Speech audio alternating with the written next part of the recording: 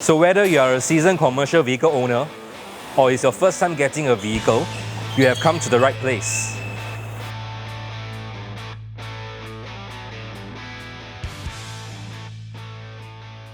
Hello everyone, thank you for tuning to our channel at Bell Auto, where we aim to share our expertise regards to commercial vehicles, so to allow viewers like you to make a better and more informed choices when purchasing your first vehicle. Do like us and subscribe to our channel for more updates on promotion and more video like this. I'm Sky and today I'll be comparing the different type of LGV available in Singapore. There are some common brands that you see like the diesel High Ace, MV350, and of course the Petrol MV200, and of course the upcoming EV vehicle like the Renault and the BYD. With so many choices out there, we are here to help you weigh the pros and cons of different aspects of owning a diesel, a petrol, and an electric vehicle. First, we are going to compare the road tax that owners are required to pay every 6 months for your LGV to be driven on the road. As of One Motoring website, the 6 monthly road tax for diesel vehicles are priced at 213. As for petrol and electric, it's priced at 170. It's also worth noting that the rebate scheme and the additional flat component of road tax that the government are implemented for the diesel and EV, electric vehicle, respectively.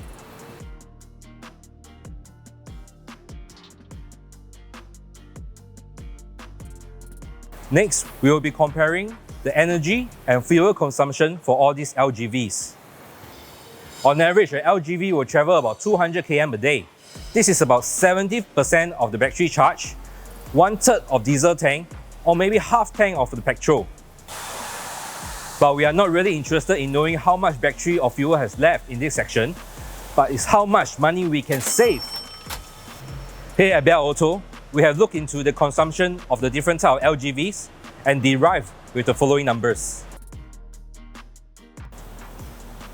As you can see from the number that we have crunched, the cost per year of running an electric LGV is about 50% of diesel and 70% of a petrol vehicle respectively. That works up to be a lot of saving in the long run for owning an electric light goods vehicle. Next, we are going to talk about the accessibility and the infrastructure that are in place for various types of vehicles in terms of where we can fill up our diesel and petrol versus the charging station where we can charge our electric LGVs. As for diesel and petrol, we all know that we can just drive into any petrol kiosk that we see and top out at any moment. But how about charging electric vehicles? As of right now in Singapore, there's almost 2,000 charging points ready, but government targets to increase this number to 60,000 by 2030. This 60,000 will be divided to 40,000 for HDBs and 20,000 for private premises. And on top of that, government is going to make 8 towns ready for electric charging by 2025 and all towns by 2030. There are certainly more petrol stations around our island compared to the charging point, which makes it seem so inconvenient. But with the government push for electric vehicles, I'm sure that it will be much more convenient to charge your vehicles in the future. Okay, let's move on to the maintenance costs. For electric vehicle, it has no engine. Therefore, there's no engine oil, spark plug, air or oil filter, or timing belt to change. So in a way that you save a lot of maintenance costs relating to engine and combustion system. For electric vehicle, you just have to ensure the battery is healthy, the power system is functioning properly, the wear and tear parts like the brake, the tires is changed regularly. And for electric vehicles, they are being offered a longer warranty and servicing package compared to our current diesel and petrol vehicles. Last but not least, let us compare the payload of the different LGVs. The Renault has a payload of 650 kg. For BYD, it has a payload of 720 kg. And for the MV200 Petrol, it has 870 kg. If you need a bigger payload, there is a Maxus, which the payload is 905 kg, compared to a Toyota High Ace, which have a 1000 kg payload. So in general, Electric vehicle has a lighter payload compared to a petrol and diesel commercial vehicles. So in today's video, we have covered a few different aspects of different type of LGVs, light goods vehicle. So from my previous video on the CVES and the ETS, I've actually received a lot of inquiries for electric vehicles.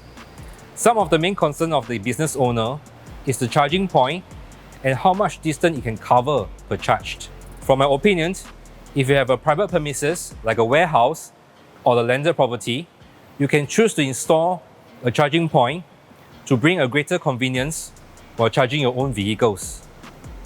However, if you need to travel a longer distance per day or carry a heavier load, I would actually recommend a petrol or the diesel vehicle. But if you're looking into cost saving, I would actually recommend an electric vehicle for your purchasing. So in conclusion, there's not the best vehicle among the LGV, but there's the best vehicle based on what you need.